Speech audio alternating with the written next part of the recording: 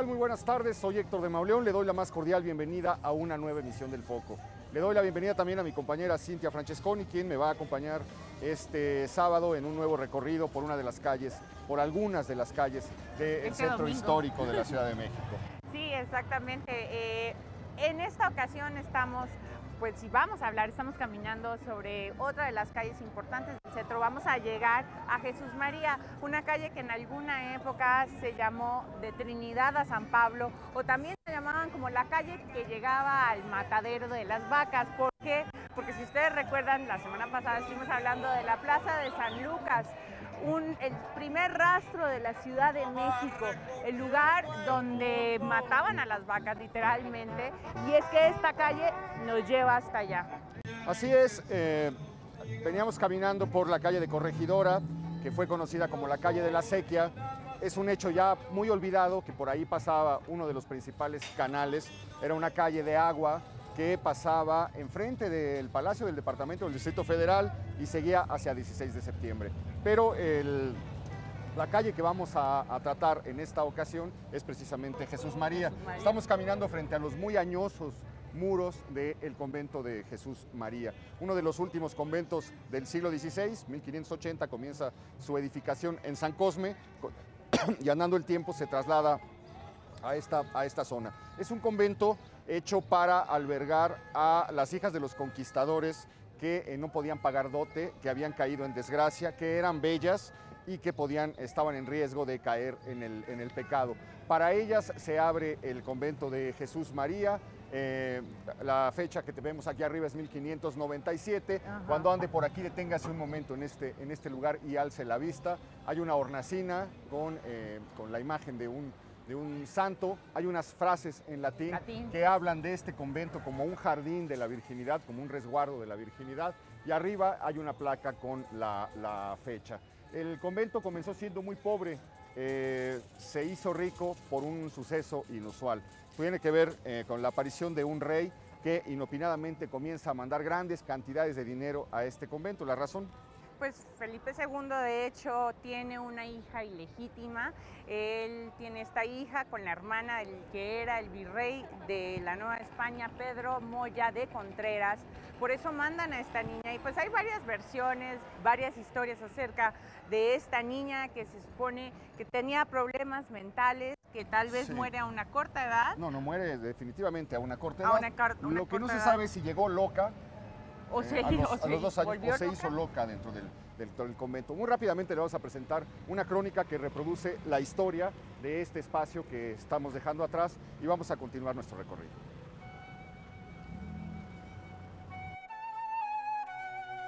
En 1578 fue fundado el convento de Jesús María, por iniciativa de un hombre generoso llamado Gregorio de Pesquera, quien instaló a las niñas y jóvenes descendientes de conquistadores sin dote, vestir un hábito o para casarse, en una modesta casa de la Plaza Santa Veracruz, frente a la Alameda. En 5 años, el espacio para estas monjas concepcionistas fue insuficiente y buscaron un mejor sitio para su claustro. La solución llegó cuando el rey Felipe II tomó el convento de Jesús María bajo su protección y patronato, debido a que formaba parte de la orden la hija natural que tuvo con la hermana del arzobispo Pedro Moya de Contreras. La hija del rey se llamaba Micaela de los Ángeles y por haber enloquecido a los 13 años quedó al cuidado de las concepcionistas hasta su muerte. Con el dinero que el rey entregó, más las limosnas que pudieron recaudar las monjas, el nuevo convento fue construido por el rumbo de la Acequia Real, en la calle que hoy se conoce como Jesús María. Las concepcionistas fueron habitantes de la calle desde 1583 hasta 1861. Con las leyes de reforma se decidió que el convento sería una vecindad y, con el cambio de siglo, se instalaron en él billares y el famoso cine mundial. Con el temblor de 1985, el edificio quedó inservible y ahora se está pensando en convertirlo en un moderno centro de convenciones. En realidad, solo quedan despojos del convento que alguna vez alojó a la hija de un rey.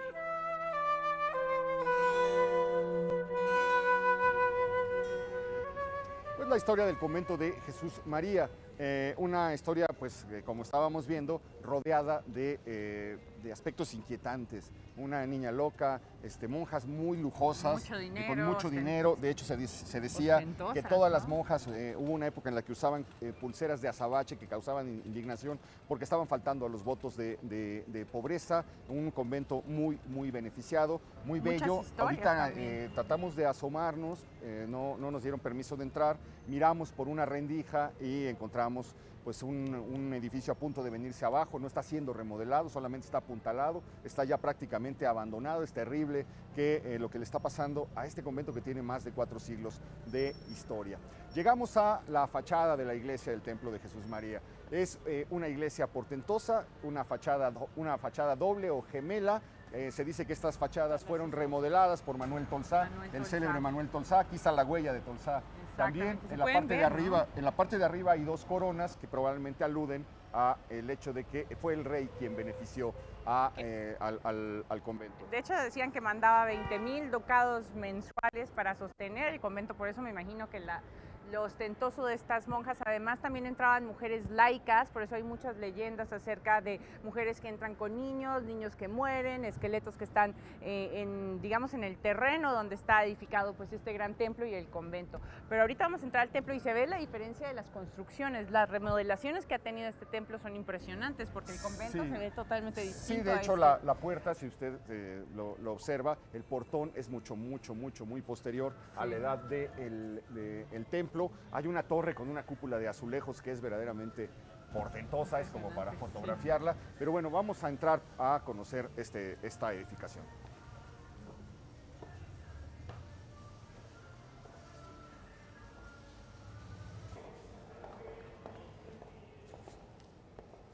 Bueno, pues estamos entrando por fin al imponentísimo templo, a la imponentísima iglesia de Jesús María.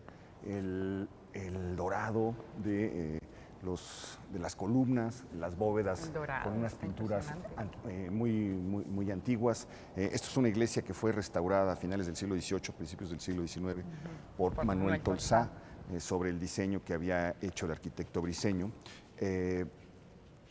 La historia de todas las iglesias, ¿verdad? Terremotos, tuvo inundaciones, incendios. Bueno, esta en particular en 1929 tuvo un choque, 2 personajes de la Ciudad de México, de hecho Justo García y el coronel Juan B. Vega, llegaron y con su coche chocaron contra la iglesia que tenía una reja, una herrería impresionante, tumbaron 17 barrotes y acabaron con todo lo que me imagino la herrería de enfrente. Pero además de eso, un año después, el templo sufrió un incendio impresionante en el coro, así que toda la parte trasera seguramente está restaurada recientemente. Bueno, hablamos recientemente, sí, dentro de totalmente renovado, es totalmente nuevo. La amplitud, los espacios, los colores, es una iglesia verdaderamente notable. Los frescos están maravillosamente conservados. Bueno, sí, no tanto, ¿no? Un poco agrietados, bueno, algunos, pero que son los más antiguos, pero tenemos una crónica, tenemos una historia que cuenta la historia del convento, la historia de la iglesia de Jesús María. Quiero que nos acompañe a verla.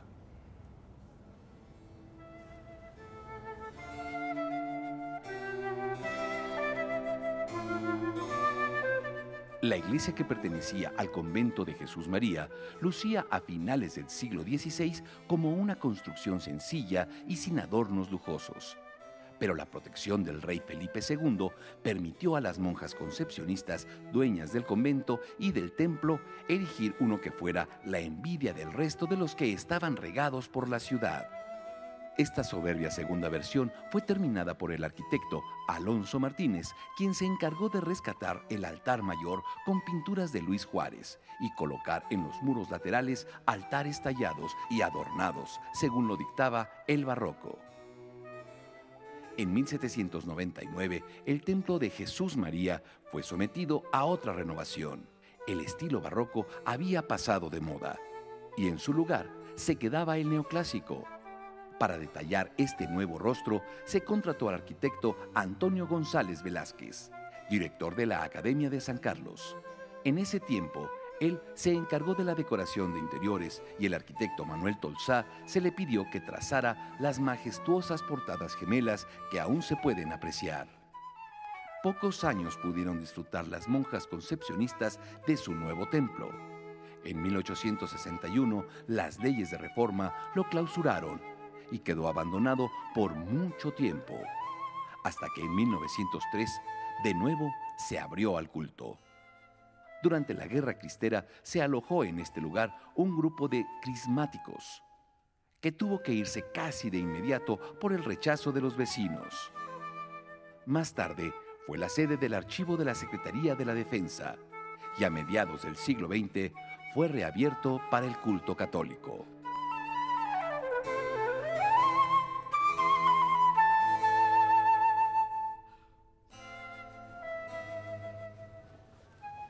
Bueno, pues después de esta inmersión en el tiempo, estamos de vuelta en la calle de Jesús María, una calle poblada de construcciones antiguas, de casas muy añejas, muy arcaicas, muy abandonadas, casas cuya historia no hemos podido arrancar, no hemos podido saber. Aquí atrás creo que se alcanza a ver, hay una casa del siglo XVIII donde creció un nopal ya muy grande. Si esto fuera la Nueva España, la calle se llamaría la calle del nopal. O del nopalito, etcétera. Pero como no es la Nueva España y como no hay memoria en esta ciudad, nos ha costado mucho trabajo saber cuál es el origen de la casa y por qué se ha mantenido ahí ese nopal. Estamos dando la vuelta en la calle de la Soledad, pero le vamos a seguir platicando de las historias. Pues es que como tú decías, pues las calles antes se denominaban de acuerdo a lo que pasaba, eventos, leyendas, por ejemplo la del Nopalito, que ahora ya le bautizamos el Nopalito, pero también existe un tramo de la calle de Jesús María que se llama y se denomina La Quemada. ¿Por qué se llama La Quemada? Una leyenda pues bastante famosa de Artemio del Valle de Arizpe, que es acerca de una mujer hermosísima, hermosísima, que tenía un pretendiente con el que se iba a casar. Este pretendiente pues sufría de celos.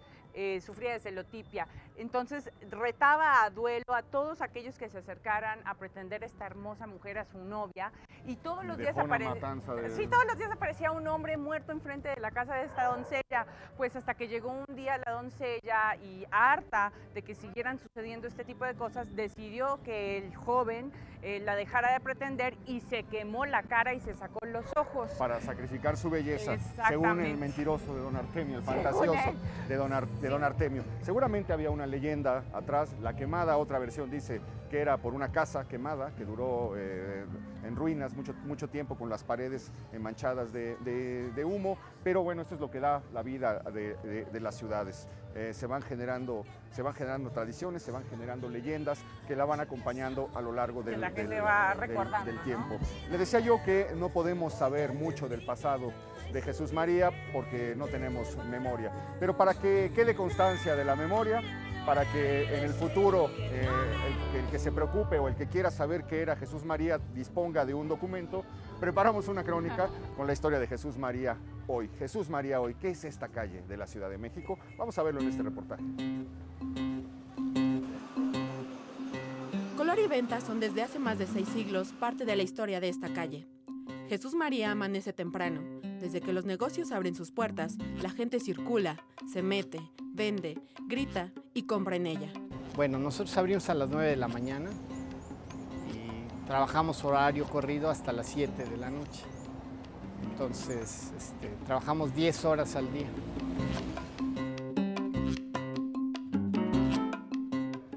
Pues aquí hay muchas cosas, es muy variado. Aquí no es como determinadas calles que se venden. Es, por ejemplo, Corregidora, casi es pura, ¿cómo se llaman? Ferreterías. Aquí no, aquí hay de distintos. Establecimientos de hilos, plástico, disfraces o muñecas, también minaterías y trapalerías dibujan el escenario, que todavía hace unos años atrás se encontraba escondido detrás del ambulantaje. Pues antes había mucho ambulante. Realmente no se podía pasar, había todo lo que es los comercios establecidos no se veía, era un caos. Desde Fray Servando Teresa de Mier hasta República de Guatemala se extiende Jesús María.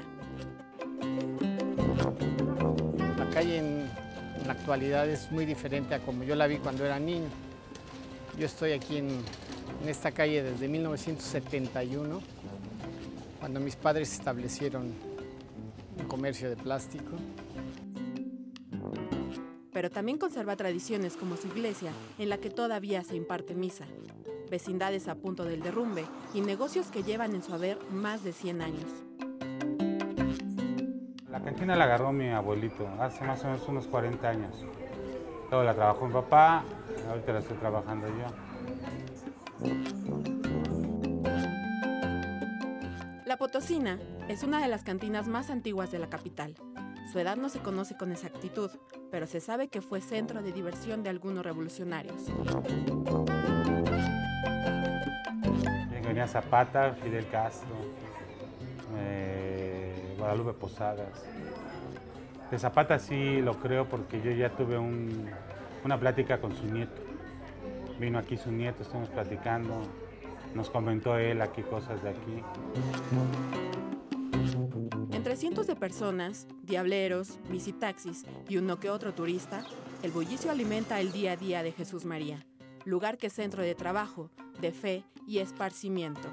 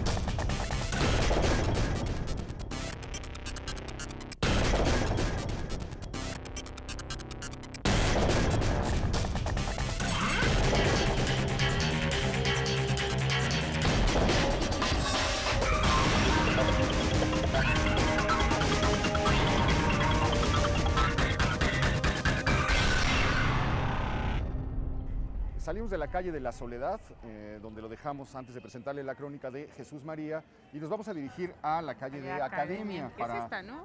Sí, no, para visitar la Academia de San Carlos, pero en el camino hemos encontrado una construcción de principios de finales del siglo XVIII, principios del siglo XIX, una construcción con 2 torreones, una construcción muy bella. Vamos a tratar de... Mira el sello ahí. Seguramente pertenecía a alguna familia, dice, hay 2 M's montadas, una encima de la otra, que es como un sello familiar, me imagino yo. Tratamos de verlo. ¿Cómo está, Buenas señor? tardes, señor. Somos del Foco, del Canal 40, que estamos haciendo un recorrido por las calles del centro. Podemos pasar a ver el interior de la... Sí, le agradezco. Gracias. Vamos entrando. ¿Y hoy qué es eso? ¿Sabe a quién perteneció la casa? ¿Quién vivió aquí? No, No, ni idea. no tiene idea. Pero hoy qué es? Hoy nada más es como una bodega, me imagino, es una bodega. Pues es como la típica casa, hay un perro, es la típica casa familiar con un medio patio central. Esta en particular tiene 3 plantas, ¿no? Sí, llamaba la atención los torreones y bueno, podemos ver lo poco que queda, las pinturas de una época pues muy remota, el barandal de El barandal de está madera, maravilloso. un barandal típico del siglo XIX con La herrería. con la herrería del estilo del siglo XIX. No podemos saber cuál es el pasado de la Seguramente casa. fue alguna vecindad y hoy por hoy lo utilizan como bodega, ¿no? Antes de ser eso, debió haber sido una casa pues, de un personaje más o menos acomodado para vivir a una cuadra del Palacio Nacional. Y esto es, bueno, pues todo lo que queda, unas piedras antiguas, una casa que está siendo abandonada. Pero bueno, son los tesoros, son los secretos que guarda el centro histórico, es lo poco que podemos ver. Muchas gracias, señor. Le agradecemos Gracias mucho. por dejarnos entrar. Gracias.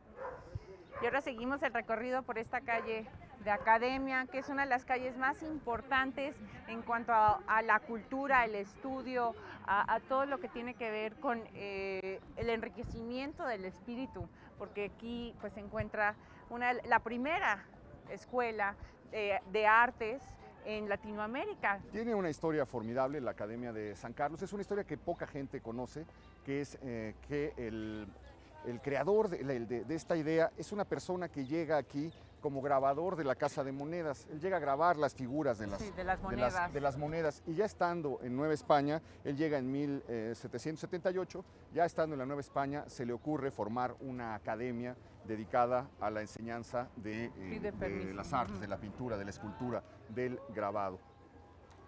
Hace una serie de trámites, consigue que le den estos terrenos. Aquí estaba el viejo hospital del Amor de Dios, que había sido fundado por Zumárraga para atender a los indígenas, a los pobres, en este preciso espacio, y consigue la autorización para construir la Academia de San Carlos. Si uno camina por aquí, le llamará la atención, Cintia, los medallones con los rostros de unos personajes que están ahí en la pared, y dos medallones arriba que ya quedaron completamente vacíos, que ya no tienen ninguna imagen. Los personajes que aparecen aquí son precisamente Manuel Tolsá, el que hizo el edificio, el célebre Tolsá, el rey Carlos III, el grabador, este señor que se llamaba Jerónimo Antonio Gil, que fue el que se le ocurrió hacer la idea, y uno de los funcionarios de la Casa de Moneda, que se llama Fernando Mangino, que fue el que hizo todo el trámite para que la Academia de San Carlos pudiera hacerse una realidad.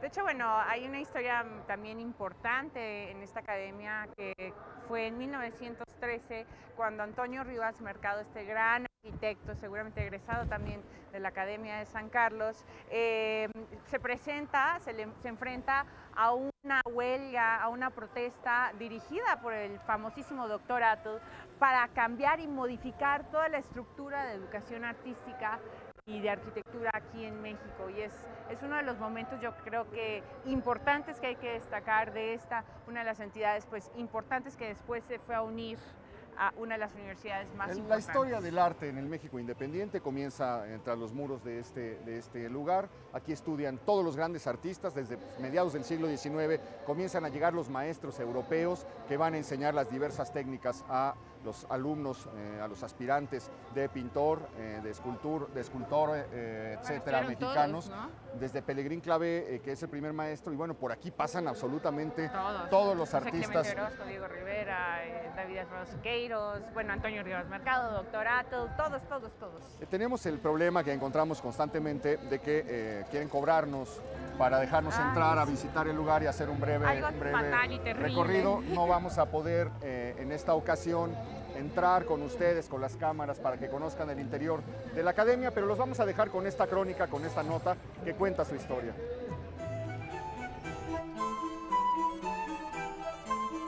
A pesar de que ya habían transcurrido más de 2 siglos de la fundación de esta ciudad, no fue sino hasta 1783 cuando por real cédula el rey Carlos III atendió la solicitud de Jerónimo Antonio Gil y de Fernando José Mungino y otorgó el permiso de fundar la Real Academia de las Nobles Artes.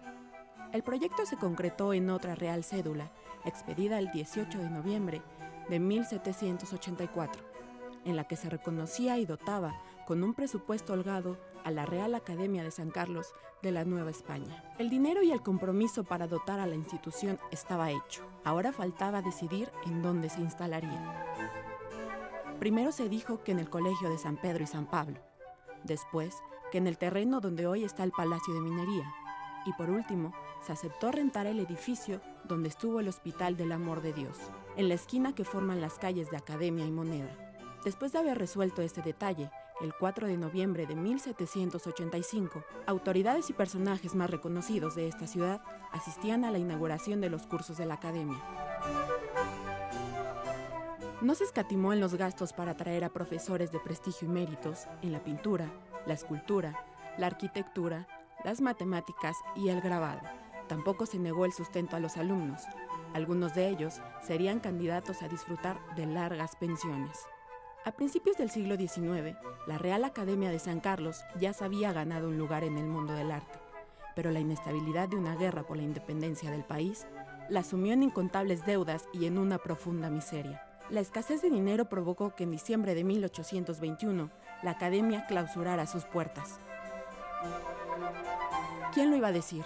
Fue el presidente Antonio López de Santana el que resucitó en 1843 a la Academia de San Carlos y además ordenó que se le entregara las ganancias de la Lotería Nacional. Gracias a esta decisión, se pudo pagar las rentas atrasadas, comprar el edificio y pagar las remodelaciones a los arquitectos Manuel Gargallo y Parra y a Javier Caballari. 2 décadas después, el gobierno vuelve a castigar a las artes, suprimiendo la Lotería de San Carlos y dejando a la academia bajo el pobre subsidio estatal. Con Maximiliano de Habsburgo obtuvo otro nombre, Academia Imperial de Bellas Artes. A la caída del imperio solo se llamó Academia Nacional de San Carlos y poco después Escuela de Bellas Artes. En la primera década del siglo XX, la institución encargada de formar a los artistas mexicanos se incorpora a la Universidad Nacional y en 1912 se convierte en la Academia Nacional de Bellas Artes. En este año fue cuando se cubrió el patio con el armazón de hierro, proyectado por el arquitecto Antonio Rivas Mercado. En 1929 se crea la Facultad de Arquitectura y la Escuela Nacional de Artes Plásticas, que hasta hoy sigue teniendo oficinas en lo que fue la antigua Academia de San Carlos.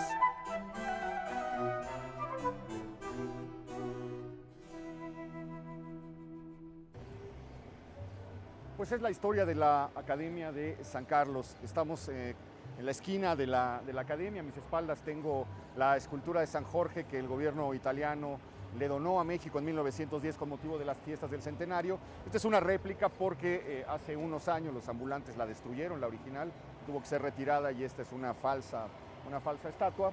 Y en contraesquina encontramos el siguiente edificio notable en la calle de Academia, que es el templo de Santa Inés.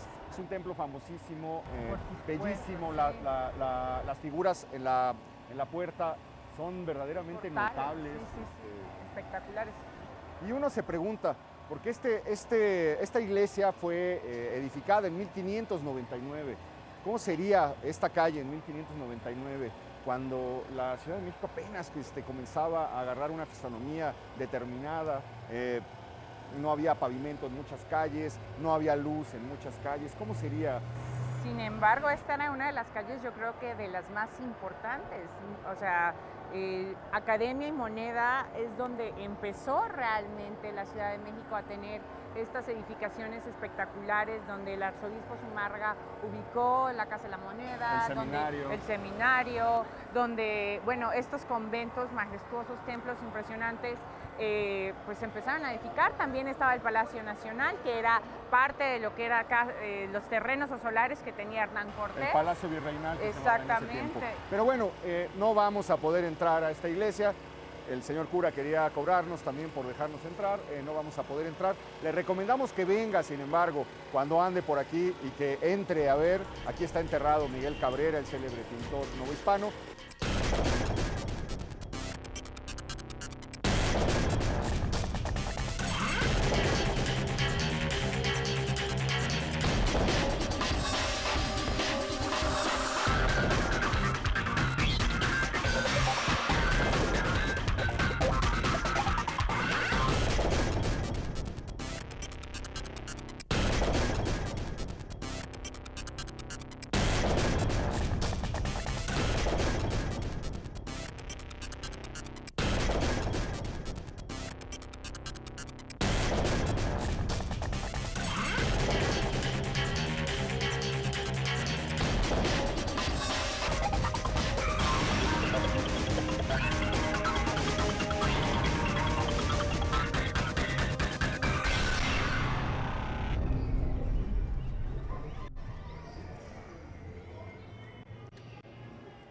La historia de Santa Inés, 1599, se celebra la primera misa. Sí me perturba, Cintia, imaginarme los vestuarios bajo una luz semejante tal vez a la que tenemos ahora, los vestuarios de los personajes, las carrozas, los caballos, las ciudades. Esto ha acompañado tanto de la ciudad. En la parte de arriba hay un relieve portentoso de Santa Inés. Es un relieve que está escondido por la ubicación misma de la calle. Vale la pena en algún recorrido que haga usted que se detenga a mirarlo, incluso a tomarle una fotografía como lo hemos hecho. Nosotros vamos a mandar algunas imágenes más adelante a través de Twitter, pero bueno, seguimos caminando por la calle de Academia porque vamos a llegar a donde sí vamos a poder entrar, que es el convento. Lo que queda del convento de Santa Inés. Una historia extrañísima, es el único convento en el que no le piden dote a las monjas para poder recibirlas, Todo se hace mediante la fortuna de doña Isabel. Doña Inés de Velasco y Diego de Caballero, que pues ellos estaban casados, ella era una mujer que fue hija del mayordomo de Hernán Cortés, por lo cual obtuvieron muchísimo dinero y pues ellos fueron de hecho los marqueses de la Cadena, se les denominó así.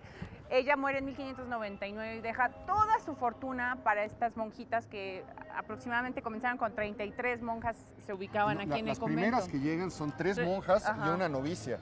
Solamente 4 personas ocupan primero el convento. Con el paso del tiempo se admiten 33. Ahora, también eso es muy perturbador. Imagínense ustedes esas construcciones, esos conventos gigantescos, habitados solamente por 20 o por 30 personas.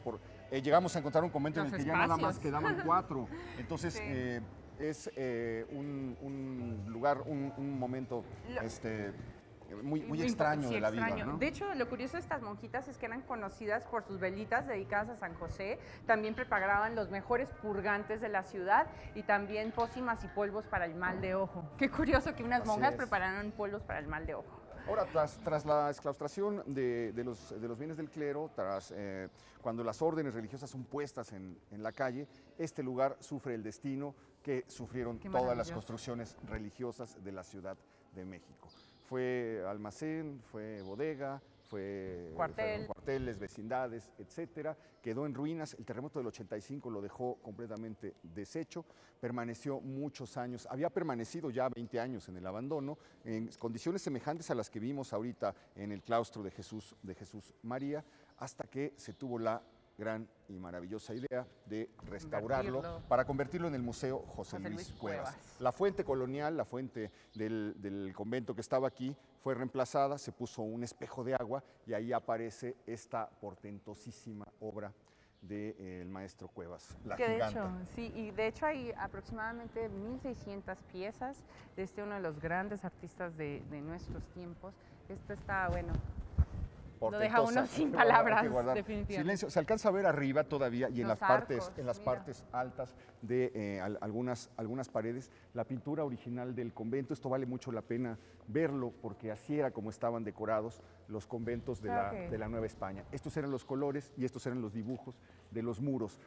Ya es muy difícil poder encontrarlo en la mayor parte de los conventos, solamente en algunos se reservan ciertos espacios. Ahí hay una pequeña leyenda que dice se acabó en el año de 1745. 1745, Qué maravilla que podamos y ahí se encontrar alcanzan a ver todavía esos dibujos maravillosos. Así estaba decorado, ese es el tono que tenía la Nueva España, así estaban decorados los interiores pintados de los conventos en la Nueva España. Por aquí hay algo portentoso que es esta entrada, vas a tener que brincar ahí. Pero hay que, a ver, ayúdame. Eso, gracias. Vamos a ver la escalera, que es verdaderamente portentosa. Aquí está la parte del cubo, que era la escalera de ingreso a la parte donde estaban las celdas altas. Yo estoy todavía también como asombrada con las vigas. No sé si realmente sean de la época, pero claro, todo desde el luego. Techo es madera antigua. Es original, son vigas antiguas, que es maravilloso ver la madera que se preserva durante los años y los años y los años, porque pues es el que más mérito tiene. La madera es lo primero que se acaba en edificios de esta cantidad de siglos y que persisten hasta el día de hoy. Bueno, pues como les decía, 1992, 1993, desde entonces esto funge como el Museo José Luis Cuevas, un lugar de la Ciudad de México que vale muchísimo la pena visitar. La historia del convento de Santa Inés en esta nota. Nos cansamos, ¿no? En la Nueva España del siglo XVI solo había 10 conventos, por lo que si alguna dama deseaba ingresar a uno, debía dejar una dote, situación que los hacía muy costosos. A fin de remediar esta situación, don Diego Caballero y su esposa Inés de Velasco, marqueses de la Cadena, decidieron fundar un convento donde no se cobrara el ingreso de las monjas y la manutención fuera gratuita. En consecuencia, hacia 1596, el pontífice Clemente VIII emitió una bula papal otorgando el permiso. De inmediato, la familia de la marqués Inés de Velasco cedió unos terrenos y se inició la construcción del convento. Así, el 17 de septiembre de 1600, se concluyó la edificación de Santa Inés y Santiago, con capacidad de 33 plazas, de acuerdo con los años de Cristo. Según documentos del Archivo de la Nación, el convento se sostendría gracias a una donación de 5,000 pesos oro al año, garantizados por la producción del ingenio a Milpas en Cuautla, propiedad de los marqueses de la Cadena. Hacia 1629, la terrible inundación que azotó a la ciudad afectó la estructura del convento de Santa Inés. Posteriormente, en 1693, un incendio lo dañó aún más. 2 siglos más adelante, el deterioro del inmueble hizo que Manuel Tolsá, que en aquellos años gozaba del título de arquitecto del convento de Santa Inés y sus fincas urbanas, se encargó de las remodelaciones. Finalmente, durante febrero de 1861, durante la Reforma, las 17 monjas de Santa Inés abandonaron el convento para ser reubicadas con las hermanas de Santa Catalina. En ese periodo, Santa Inés fue saqueada y vendida en lotes para convertirla en vecindad. Para 1988 se efectuaron los últimos trabajos de rescate de este edificio, que fue declarado Monumento Histórico de la Ciudad de México, y que desde el 8 de julio de 1992 alberga el Museo José Luis Cuevas.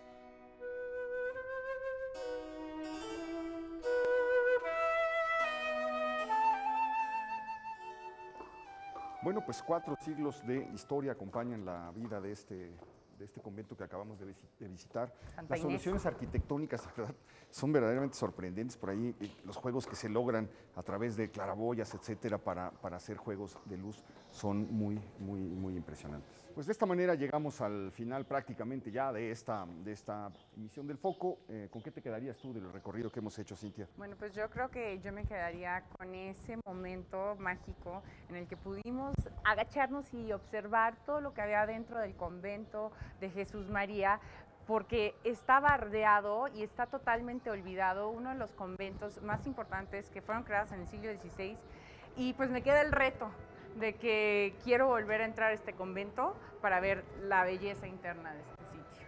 Yo me quedaría con la casa que acabamos de visitar en la calle de Academia. Me parece que es una oportunidad extraordinaria poder ver el interior de un edificio del siglo XVIII en el abandono. Me parece extraordinaria la oportunidad de poder llamar la atención para evitar que se siga la destrucción de estos tesoros, de estas joyas históricas de la Ciudad de México. Pudimos entrar, ver en qué condiciones se encuentra. No solamente se borra el pasado, no solamente no sabemos quién vivió ahí, a quién perteneció, sino que muy pronto ni siquiera también se borrará el edificio, ni siquiera el edificio. Como el convento también, si no tiene cuidados prontamente. Esa es la otra cosa, ¿no? El convento de Jesús María totalmente abandonado, ya solamente apuntalado, sin proyecto de restauración, de recuperación, al menos visiblemente. Ojalá estos recorridos sirvan no solamente para conocer mejor la ciudad, sino también para echarle el ojo a las cosas que hay que ver, porque estas caminatas nos han hecho que conozcamos y amemos más la ciudad en la que nacimos, en la que crecimos, en la que hemos vivido. Por lo pronto ha sido todo. Creciendo. Pero bueno, yo quiero hablarles de que la revista Central es una de las revistas nuevas que está ahorita en el mercado, y su portada pues está dedicada al Día de las Madres. Está Carla Bruni con su nuevo bebé, es esposa del expresidente Nicolás Sarkozy, así que pues ya sabe, la pueden encontrar en todos los puestos de revistas. Y nosotros nos despedimos. Escríbanos, nos fascina que nos escriba a elfoco@proyecto40.com.mx o a mi Twitter @sinfrancesconi o @hdemauleón. De verdad, escríbanos, mándenos sus comentarios, sus críticas, sus recomendaciones, sus sugerencias. Vamos a atender absolutamente todo. Por lo pronto lo espero la próxima semana para un nuevo recorrido aquí en el Centro Histórico. Ya lo sabe, en el Foco.